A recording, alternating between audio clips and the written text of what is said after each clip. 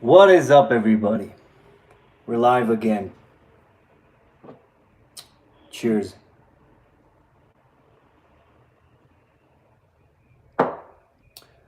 Talking about my very unorthodox diet and how it's considered by many to be an eating disorder. Many times over the years, I've heard that not eating, not having your 3 square meals a day is an eating disorder. Abstaining from food for any prolonged period is a mental illness, is an eating disorder. I have to chuckle every time I hear that because once you've been fasting for a while, you understand the power of food and how addictive it can be. Survival, brothers. There's a reason why food is so addictive and why many people live to eat as opposed to eat to live.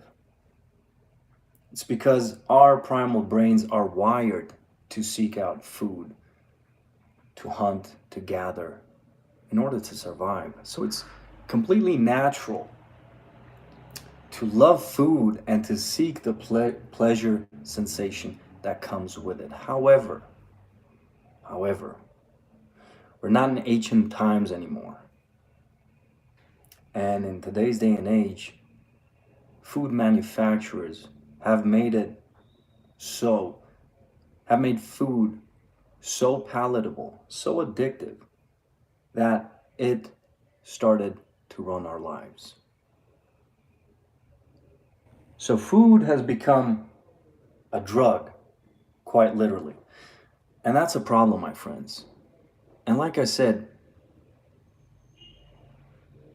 once you've fasted, prolonged fasted for 48 hours, 72 hours, and you've done that in repeated cycles, or once you've just done longer intermittent daily fasts, meaning fasting for 18, 20 hours a day, once you've done that for a couple months, you will understand how powerful this grip is that food has on you. Again, that's perfectly natural. However, it can become detrimental to your health and well-being long term. So what fasting has taught me first and foremost is I don't need to eat all day to feel great. In fact, I feel much better when I go through extended periods without eating anything at all. Perhaps eating minimally, a piece of fruit here and there if I feel my energy dipping. But for the most part, I have one meal a day, and I've been doing that for the last 2.5 years. That one meal a day can be 2, 3 meals in a 4-hour period at the end of the day, but I'm still fasted for the bulk of the day. 18 plus hours every day I go without food. That has made staying in shape and performing at a high level infinitely easier for me. So I know it works. I know it works because I've tried so many different things, and I've seen this work for many clients. And it's not something that needs to be followed year round. Just because it works so well does not mean that you have to do it year round. I choose to do it year round, 365 days of the year, because it works better than anything else. And at this point, I simply do not derive enjoyment from breaking this routine. Let's say going out for breakfast or lunch. None of that stuff gives me pleasure anymore. I derive pleasure from performing at a high rate, feeling good, feeling clear-headed throughout the day, and then sitting down to a big, nourishing, and filling meal at the end of the day. I like to get things done first. And I find it comical almost to see people get out of bed just to eat. They start their days with food. Like, what have you done? What have you accomplished today that you already deserve to fill your belly with food? And it's something most people never think twice about. It's just normal. It's just the routine. So people have become conditioned to eat all the time, nonstop, and never think twice about it.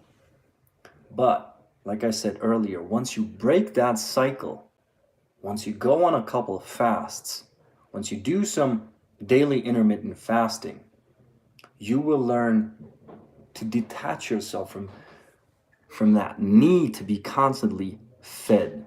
You will learn that there is no need to be constantly fed and that you actually feel better, perform better, and ultimately look better if you go through phases without eating.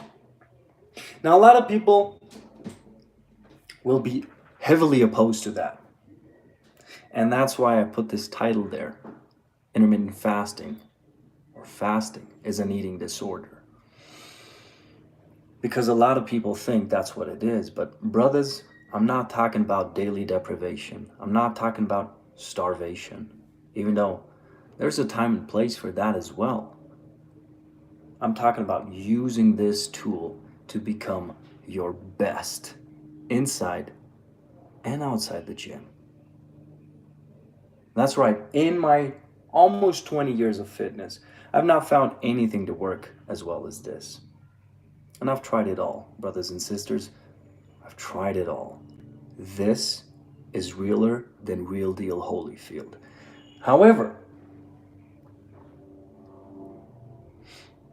the way that I do it is unlike most people's intermittent fasting routine. What do I mean by that? I eat a ton of food late in the day. Most days I put away so much food it leaves people shaking their heads in disbelief. Not every day, but most days of the week.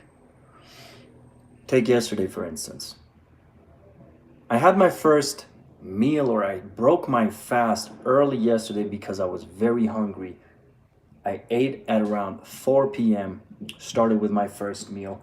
I had another meal at around 6:30 p.m., ate from 6:30 to 7:30. So within almost a 4-hour time frame, I ate 4,500 calories yesterday. It's not something I do every day. I could probably get away with it, but this is what I'm trying to tell you here.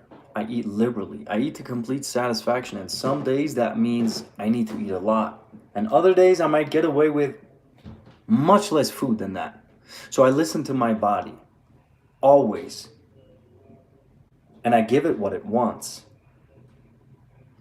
And believe me, nothing has taught me more about what the body wants and needs than intermittent fasting. Especially daily intermittent fasting. But also, and this is a tool that I don't use every week, but I keep in my toolbox, I keep in my arsenal always, prolonged fasting. I love 48-hour fasts, and I use those to discipline myself, to raise my level of discipline. Every 2 weeks, every 3 weeks. I haven't done one in over a month now because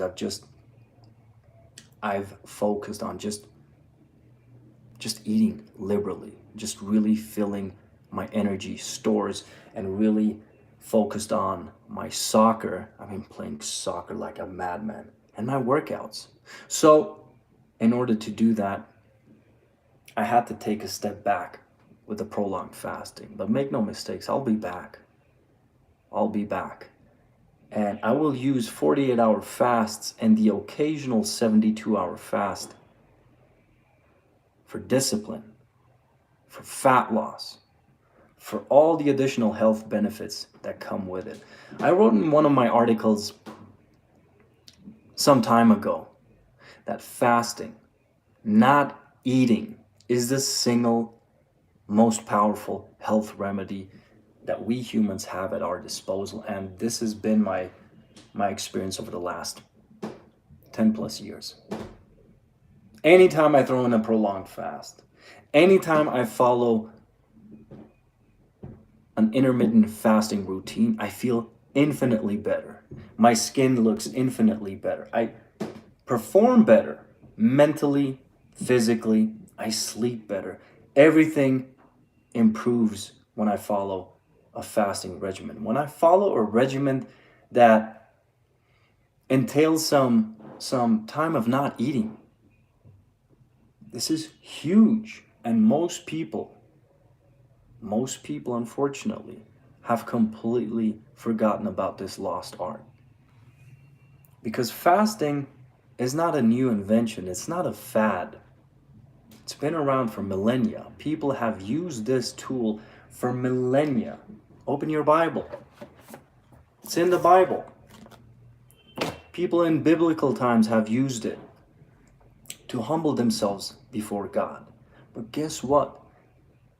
You don't just humble yourself before God fasting, you also derive a lot of physical benefits from it. So it's not just about going on a spiritual journey, although fasting will help with that as well. It's also about getting healthy, staying healthy, and performing at a high rate. You see, what I learned for myself is that I can never perform the same. I can never put out the same when I have food in my belly. Fasting, 18, 20-hour daily fasts, have allowed me over the last 2.5 years to perform at the best, at my best ever. At 37 years of age, I am at my best ever. And that's due to high frequency training, due to low volume training, due to intermittent fasting. The problem here, we're coming full circle here, we're going back to the title of intermittent fasting being an eating disorder. The problem here is that a lot of people use it as a tool, starvation. A tool to get ripped fast without paying their due diligence first. So they eat 2 meals a day instead of their usual 4 meals, 5 meals plus snacks, and they cut down on calories hard, and they never get out of that deficit, at least for the time being, for their time that they are in a fat loss phase and a starvation. What they want, what they crave. And that, my friends, ultimately can lead to an eating disorder. But it's not the fasting, it's the daily deprivation. When I speak of fasting, when I speak of intermittent fasting, even prolonged fasting, I speak of a period of deprivation followed by a period of compensation. Both sides of the equation are essential. Deprivation is essential. Compensation is essential. You can't fast all day and then eat like a bird. You can't throw in regular 48-hour or 72-hour fasts and then resume a strict clean diet. You cannot do that, brothers, unless you have a lot of body fat to draw from. Unless you're like 20, 30 pounds overweight, you can't do that. So use fasting as a tool to get in the best shape of your life, physically and mentally. To become the healthiest you can be. I truly believe, if you seek optimal health, you don't have to do what I do. You don't have to do the daily intermittent fasting, but you have to have a component of fasting embedded in your lifestyle routine. 1 48-hour fast every other week. 1 72-hour fast a month. Something of that nature. There has to be a period of deprivation, a period of not eating. And then the rest of the month, the rest of the week, you can eat liberally. You can eat to your heart's content. That's why I say, following the period of deprivation comes a period of compensation. Do not ever go through weeks and weeks and weeks of depriving yourself. Whether you're doing like a traditional clean eating diet, a calorie restricted diet, whether you're restricting a certain macronutrient, you're restricting carbs, you're restricting fats, never do that habitually, never do that chronically. If you must, you can go through short phases of a restrictive diet, but always compensate your body for those efforts, for that stress that you place on it by dieting, by restricting yourself. You see, the body, the human machine, is not meant to diet. The body is not meant to be kept at 6-7% body fat year round. The body's built for survival first and foremost. And being very lean, 10% body fat or lower, 12% even, it's not conducive to your survival. Keep that in mind. That is the top priority for your body. If we're talking your physiological reality, the number one priority for your body is to survive. And the second priority for your body is to procreate. Funny enough, what happens when you're chronically dieting? You're slowly dying if you're chronically dieting. But what happens when you go on like a 2-month diet? A 3-month diet even? That's right. You lose the ability to procreate. There's so little energy coming in that your body says, we can't make babies right now. So you lose your sex drive. You lose your ability to perform. 2 top priorities for your body is to survive and to procreate. And fasting should help you do both better, not worse. Not worse. You can fast yourself into the ground. You can fast yourself to a point where you lose your testosterone. You lose your ability to procreate. Where you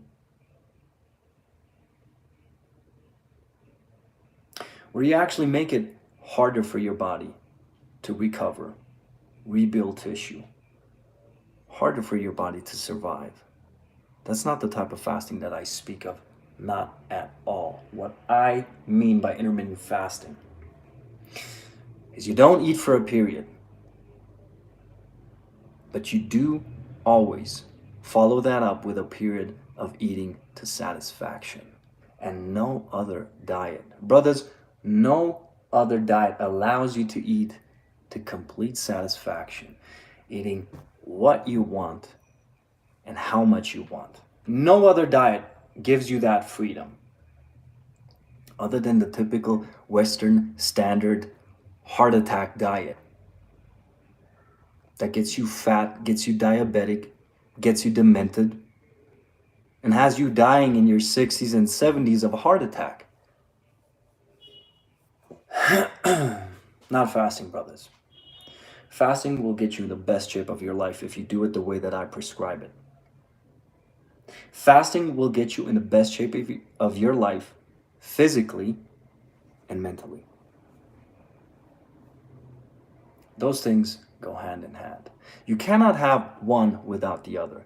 You cannot be 100% physically fit and mentally ill. I don't believe that. You cannot be 100% mentally fit when you're sick physically. It doesn't work like that. Those things go hand in hand. And brothers, like I said before, fasting is the ultimate remedy, is the ultimate solution that I've found to getting in the best shape of your life and becoming the healthiest that you can be.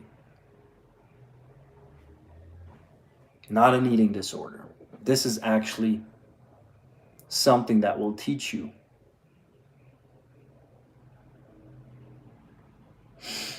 a bunch of things, but it will teach you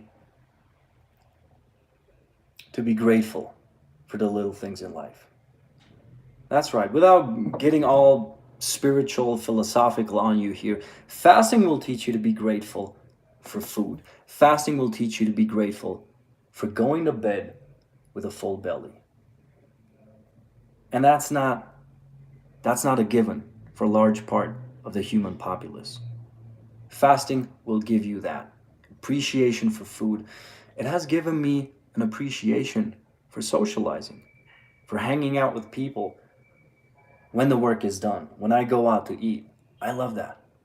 There's very few things I enjoy as much as going out to eat with friends and family. And guess what? I didn't have that really when I was eating 3, 4, 5 meals a day. I was going out to eat, yeah, sure, we'll do it. Got a meal in, went back home, nothing special. Nowadays, when I go out to eat, it's usually dinner, obviously. I haven't eaten all day. I'm hungry. I feel great, but I'm hungry. And then when they serve the food and you have a good conversation, you might have a glass of wine or a bottle of beer, everything just comes together beautifully. I have never experienced that kind of bliss with a traditional diet where your body is constantly full, constantly fed, and never really satisfied. That's right. On a typical diet where you eat around the clock, you're always full, but you're always hungry. You're always full, but you're never satisfied. Not so with fasting. Fasting and proper compensation will be the most rewarding way to eat you've ever experienced. It certainly has been for me. I mean, it's not even close. The pleasure sensation that you get from eating, the high that you get from eating, the reward sensation that you get from eating after a period of fasting, unmatched. Unmatched. Nothing you would ever experience on a regular diet. Now, throw in the occasional prolonged fast if you're trying to lose some fat, if you're just trying to become harder, more disciplined, more resilient. Throw in a longer fast. Throw in a 48-hour fast here and there. Throw in a 72-hour fast here and there. Those things will do more for your mental well-being than you can imagine. If you follow that up with proper compensation, with eating to satisfaction, like I said. This is huge. This is huge. If you want fasting to work in your life, to be a part of your daily routine, you have to play the game by the rules, brothers. You cannot deprive your body. You cannot deprive yourself chronically without facing the consequences. So yeah, go ahead. Starve yourself for a bit and then compensate after that.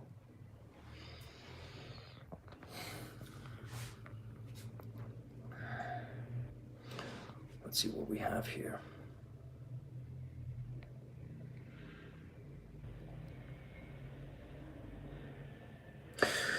We have Broski saying the sensation of hunger will become a joke. My experience entirely. Yes. Hunger becomes just another sensation that you experience. It will not have that power over you where you almost feel possessed. You feel like, I need to eat something right now. Otherwise, I'll faint. Otherwise, I'll have a low sugar crash or whatever. Otherwise, I'll lose my shit. No. Once you've been accustomed to experiencing hunger, once you've done some prolonged fasting, some intermittent fasting, hunger becomes a joke. And actually, when you're hungry, is when your energy will be highest. When you're hungry, you will be at your best. You will be at your best. So don't fear hunger, harness it. In my ebook, Lean Machine, I talk about this extensively. I have a chapter on hunger management alone. Why? Because I learned over the years for myself that hunger is a gateway to maximum performance, mentally and physically. It can be abused. It can go against you, obviously. But if you do it right, if you follow up a period of hunger with a period of full compensation and satisfaction, relaxation, my man, sky's the limit to what you can do on an empty stomach. So, what you will actually find when you fast regularly is that hunger holds no more power over you. Hunger is just there to let you know that at some point you have to eat. But it doesn't control you anymore. It doesn't control your emotions anymore like it does for people who don't follow a fasting regimen. For people who eat all the time, 99% of the human populace, they are controlled by their hunger. Not me. When I feel hungry, I know, okay, I might have to eat more tonight. I might have to eat more at my next meal so that I don't have this hunger sensation again the next day. Now, I'm talking about like actual hunger, not like small little cravings that you have or like a petite little hunger sensation that might come up during fasting. It's currently 11:30 here in Ecuador. 11:30 a.m. I'm not hungry. I haven't had anything to eat today. I've been awake since 6 o'clock. Nothing to eat as of yet. I'll probably have something at around 5, 6 p.m. today. That's gonna be my only meal of the day. I might stop finish. I might stop eating at around 8 to 9 p.m. tonight. That's it. That's it. And yeah, sometimes I get a little hungry. Sometimes, like yesterday, I told you I broke my fast a little earlier than usual because I got really hungry. However, most days I only get like a tiny little hunger sensation. And that's actually when I feel my best, when I feel the most energetic, the most capable of putting out physically and mentally. That's that's the best part of the day for me when I have like a slight hunger sensation. I never speak of excruciating starvation like hunger though. That just tells me that you're chronically underfed. And that is what ultimately can lead to an eating disorder. But that has nothing to do with fasting, with intermittent fasting. It has to do with the deprivation and the lack of compensation. That's not how your brain is wired to work. And that's when it starts malfunctioning and you run into issues, real psychological issues associated with eating. We should never have to deal with that. We should never have to deal with that. So make sure you eat properly after your fasting period is completed. That doesn't mean you have to eat 4,000 plus calories like myself, but it means you have to eat enough for yourself, for your body, and your output so that you feel great the next day. You feel energetic. You're in a good state of mind. You have high energy and a good mood. This is a great indicator, a great way of knowing whether your diet is working or not. How do you feel? Are you in good spirits? Are you in a good mood? Or are you always in a bad mood? Do you always have low energy? That tells me a lot. That tells me a lot about your nutrition, about your state of health and performance.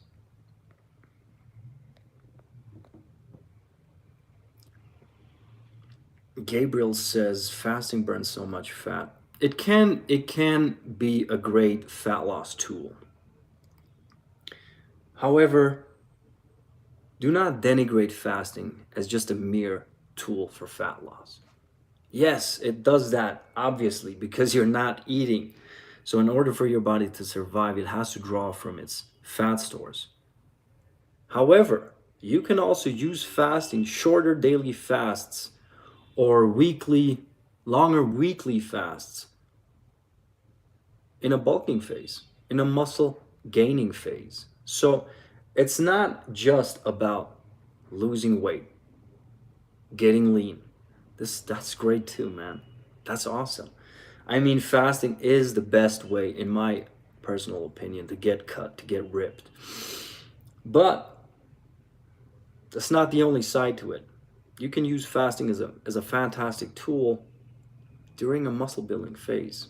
Perhaps not as strict as I'm doing it right now with a 20-hour fasts every day, but even that, personally, I have been able to build muscle on a daily fasting cycle, 20 hours followed by 4 hours, 4 to sometimes 5 hours of eating, of compensating.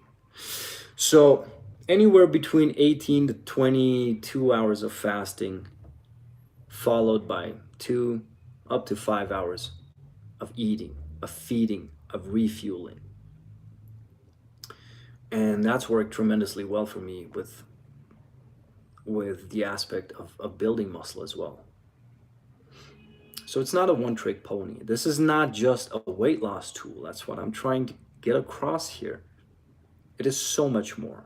Fasting can do so much more for you. The discipline that you gain from prolonged fasting is a game changer. The freedom from cravings and hunger that you gain from prolonged fasting is a game changer. I mean, nothing you could ever do with like a more moderate traditional diet could ever deliver on those fronts as well as fasting. Nothing. Nothing. It's not even close. Not even close. And then, yeah, you can get ripped doing it as well. So it's pretty cool. It is pretty cool. But with all that being said, and to finish this rant here, fasting's not a religion, brothers. Your diet should never define who you are. Whether you're intermittent fasting, you're doing the keto diet, you're doing the vegan bullshit diet. That's what you're doing at that time in your life. I might be doing fasting for the rest of my days. It's very probable. Very, very probable. However, it's never gonna define who I am. It's never gonna dictate who I am. And there's gonna be days where I will break my own rules because it suits my lifestyle better and it might be more in line with the goals that I have at that time. So, yeah, it is a tool. Use it as such. Do not let it dictate who you are. And if that means breaking your own rules of fasting or whichever diet, whichever eating pattern you follow, if that means breaking those rules, fine. Go with the flow, roll with the punches. And the following day, you're back on track. It's literally that simple. Guys, this has been it for me. If you have any questions, you can drop them in the chat right now. If not, I'm out of here. Just wanted to do this quick little live because this is something that's been on my mind for quite some time. Something that I've had to deal with for quite some time because I've experimented with intermittent fasting for the past 12 years almost. Been 12 years almost. And many times thought that, period. I read or heard from people that this is a terrible way of eating. It's a recipe for an eating disorder. It's a recipe for weight rebound. Not true at all in my experience. Not true. If there's anything, if there's anything close to a holy grail of dieting, for me, this is it. This is it. Intermittent and prolonged fasting. Basically throwing in some periods of not eating. If there's one thing that works better than anything I've ever tried, this is it. And that's my rant. That's the video. I see that we ain't got any further questions. Ooh, there's one here. Opinion about herniated disc with calisthenics. No opinions, because I never had to deal with any herniated discs in my training. I never had to deal with any injury in training, really. A little bit of tendonitis from just very high volume training that I did for some time. But with my current style of training, even that's a thing of the past. So, sorry, brother. I just don't enjoy talking about things that I have no personal experience with. And yeah, if you're dealing with injuries, general guideline, general advice that I give to my clients is, if it hurts, don't do it. If there are exercises that you can do to work around the pain zone, work around the area of pain, then do those exercises. For instance, if your shoulder hurts when you're doing dips, but they don't hurt when you're doing pull-ups, push-ups, obviously they don't hurt when you do lower body training and abdominal training. Do those things instead and cut out the exercises, at least for the time being, that produce pain in any muscle, joint, or area in the body. This is the general guideline. Never do exercises that promote pain in the body. Talk to you guys soon. I'm out.